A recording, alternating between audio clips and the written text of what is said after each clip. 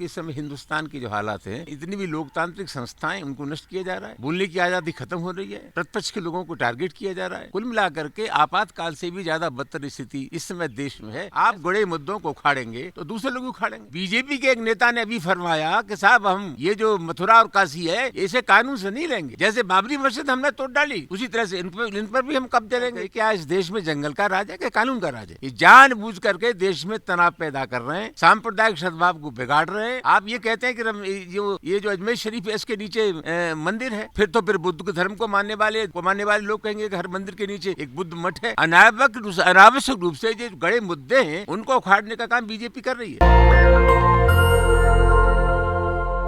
नमस्कार, आप देख रहे हैं नेशनल दस्तक और मैं हूं रंजय कुमार।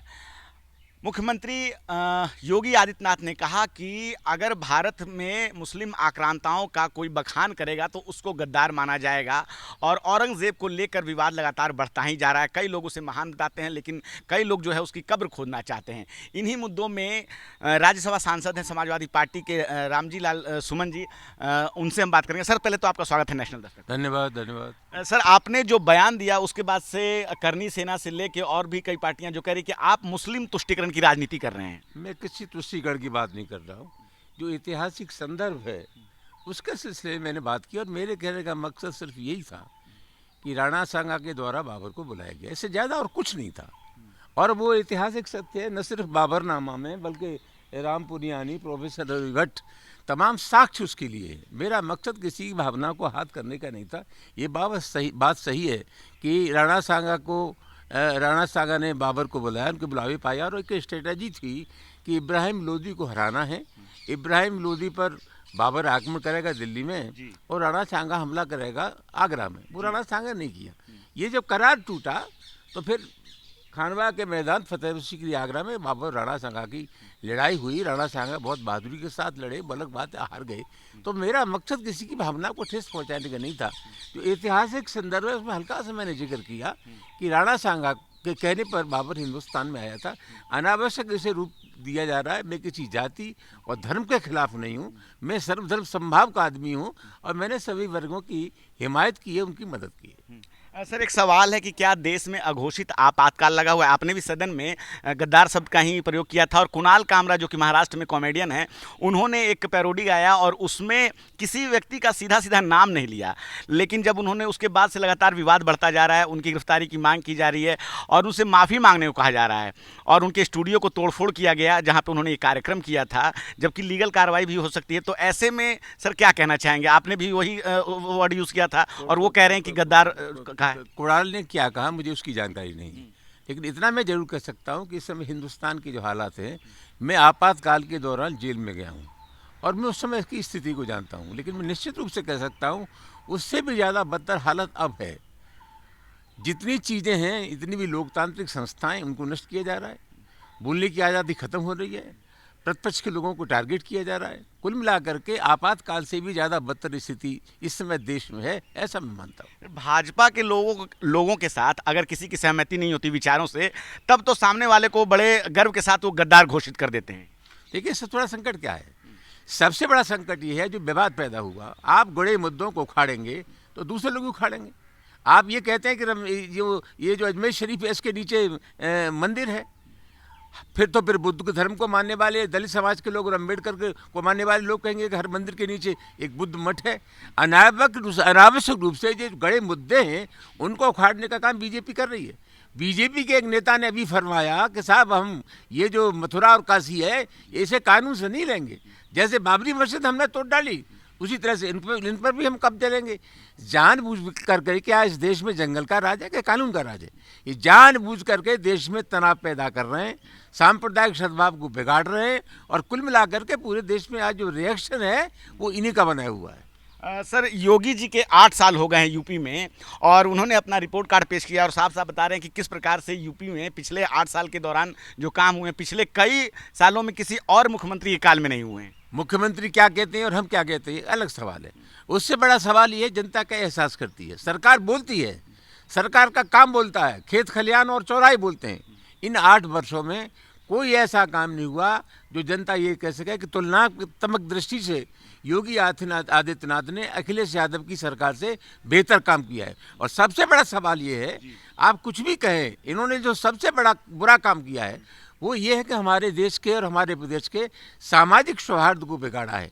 जो गड़े मुद्दे उनको उखाड़ रहे, संसद ने एक कानून बना दिया, इसके बावजूद भी रोजाना ऐसी बातें करते हैं, ऐसे काम करते हैं जिससे सांप्रदायिक सद्भाव बिगड़ता है। हमारा घर ठीक होना चाहिए। हिंदुस्तान में विभिन्न जातियों धर्मों के लोग रहते हैं, हमारी जो गंगा जमनी संस्कृति है उसको बिगाड़ने का काम किया जा रहा है। तो इस पर भाजपा के नेता कहते हैं कि आप लोग दारा शिकोह का तो नाम लेते नहीं है, औरंगजेब का नाम लेते हैं, औरंगजेब का गुणगान करते हैं। दारा शिकोह गंगा जमनी संस्कृति को ज़्यादा बढ़ा रहे थे जो औरंगजेब के भाई थे। हम किसका नाम लेते हैं, किसका नाम लेते हैं, ऐतिहासिक तथ्यों के साथ अगर आवश्यकता हमें पड़ी तो जरूर उनका नाम लेंगे। प्रधानमंत्री सर मोदी कहते हैं कि अपने जीवन में कभी मैंने हिंदू मुस्लिम नहीं किया, लोकसभा चुनाव के दौरान कह रहे थे, और ऐसे में आप ये बात कह रहे हैं। मुझे कहने की ज़रूरत नहीं है, देश के लोगों ने देखा है लोकसभा के चुनाव में क्या भाषण दिए गए। ये प्रधानमंत्री की पद की प्रतिष्ठा और गरिमा की बिल्कुल प्रतिकूल है। उनके कहने से क्या होता है, देश के लोगों ने सुना है और देखा है। सर, क्या इतिहास का भगवाकरण किया जा रहा है? कल राहुल गांधी भी जंतर मंतर पे आए थे, इंडिया गठबंधन के बड़े नेता हैं, और जिस नई शिक्षा नीति का विरोध कर रहे थे सभी दलों के यहाँ जो लोग थे, छात्र युवा संगठन, वो सीधे सीधे कह रहे हैं कि इतिहास का भगवाकरण कर रही है भाजपा। इतिहास का भगवाकरण नहीं कर रहे हैं, कुल मिलाकर के शिक्षा को चौपट किए जा रहे हैं। अभी 3-4 दिन पहले मैंने विश्वविद्यालय अनुदान आयोग के बारे में सवाल उठाया था। ये यूजीसी का जो एक्ट है 1956 का एक्ट है, मौलाना अब्दुल कलाम आज़ाद के ज़माने का एक्ट है, और उसमें जो फर्जी यूनिवर्सिटी अगर किसी हमारे देश में पकड़ी जाएगी तो 1000 रुपये का उसमें दंड का प्रावधान है। यूजीसी बराबर 10-15 साल से ये कह रही है कि साहब फर्जी यूनिवर्सिटी चल रही है, अभी भी 22 फर्जी यूनिवर्सिटी हमारे देश में चल रही है। दंड का प्रावधान करिए, 5 करोड़ रुपए कम से कम दंड होना चाहिए, 5 साल की सजा होनी चाहिए, और ये अपराध जो है संज्ञेय अपराध घोषित होना चाहिए। नोट ही लिया। पिछले 10 वर्षों में 400 निजी राज्य विश्वविद्यालय बने हैं। कुल मिलाकर के शिक्षा का निजीकरण, अपने लोगों को चोर दरवाजे से घुसेड़ना शिक्षा जगत में।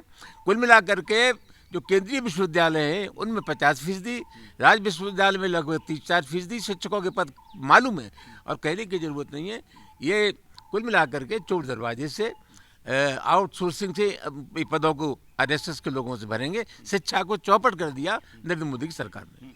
सर, सुप्रीम कोर्ट ने साफ साफ कहा है कि किसी को भी किसी का मकान नहीं तोड़ा जाएगा। नोटिस जो है 15 दिन पहले दिया जाएगा, लेकिन नोटिस देने के बाद जो है लगातार उत्तर प्रदेश में जो 24 घंटे के अंदर मकान तोड़ दिया जा रहा है। फिर से सुप्रीम कोर्ट ने कहा है कि इस तरह के मामलों को देख के हमारी आत्मा दुखती है। तो लगातार यूपी में बुलडोजर एक्शन सुप्रीम कोर्ट के मतलब कि जो है दिशा निर्देश के बाद भी रुक नहीं रहा है। ये जंगल का कानून है, और सुप्रीम कोर्ट को स्वतः इसका संज्ञान लेना चाहिए कि हमारे देश के हमारे आदेश के बावजूद भी राज्य सरकारें उसका पालन नहीं कर रही है। मैं समझता हूँ उसके लिए सुप्रीम कोर्ट सक्षम है, और निश्चित रूप से सुप्रीम कोर्ट के कोई आदेश के बाद प्रभावी कार्रवाई नहीं हो रही है तो सुप्रीम कोर्ट को स्वयं संज्ञान लेकर के उनके खिलाफ कार्रवाई करनी चाहिए। सर, एक आखिरी सवाल सर, जो दिल्ली हाईकोर्ट के जज हैं यशवंत वर्मा साहब, उनके घर में अचानक आग लगी और वहाँ जो भारी मात्रा में कैश पाया गया, उसके बाद उनको इलाहाबाद हाईकोर्ट में ट्रांसफ़र किया गया, और अब तो खैर उनसे कार्यभार ले लिया कि अभी वो कोई कार्य नहीं करेंगे। तो उसके बाद इलाहाबाद के जो बार एसोसिएशन के अध्यक्ष हैं अनिल तिवारी, उन्होंने कहा कि इलाहाबाद हाईकोर्ट कोई डस्टबिन नहीं है कि यहाँ पे भेज दिया जाए, और सर कार्रवाई के नाम पर सिर्फ ट्रांसफ़र किया जा रहा है। ऐसा है, मैं पार्लियामेंट का मेंबर हूँ, संसद को उसमें क्या करना चाहिए महत्वपूर्ण सवाल है। अभी 4:30 बजे सदन के नेता और नेता प्रतिपक्ष और सभी दलों के नेताओं की एक बैठक सभापति जी ने बुलाई है। संसद को इसमें क्या करना है उसमें अभी तय होने वाला है। धन्यवाद सर। तो हमारे साथ बातचीत कर रहे थे रामजी लाल सुमन, राज्यसभा सांसद हैं समाजवादी पार्टी के, और अभी कुछ दिनों पहले इन्होंने बयान दिया था राणा सांगा को लेकर। उन्होंने इस पर साफ साफ कहा कि अपने बयान पे कायम है, किसी जाति और धर्म के लोगों को ये भावना आहत नहीं करना चाहते थे, और साथ ही साथ यूपी की कानून व्यवस्था पे बात की। आप क्या सोचते हैं, अपनी राय हमें ज़रूर बताएं। मैं रंजय कुमार, कैमरामैन आशीष के साथ, नेशनल दस्तक। नेशनल दस्तक की आपसे गुजारिश है कि अगर इसको बचाना चाहते हैं तो नेशनल दस्तक को सब्सक्राइब करने के लिए रेड कलर के सब्सक्राइब बटन को दबाएं, फिर बेल आइकन की घंटी दबाएं। नेशनल दस्तक को बचाने के लिए बहुत जरूरी है कि हर खबर को शेयर करें, लाइक करें, कमेंट जरूर करें।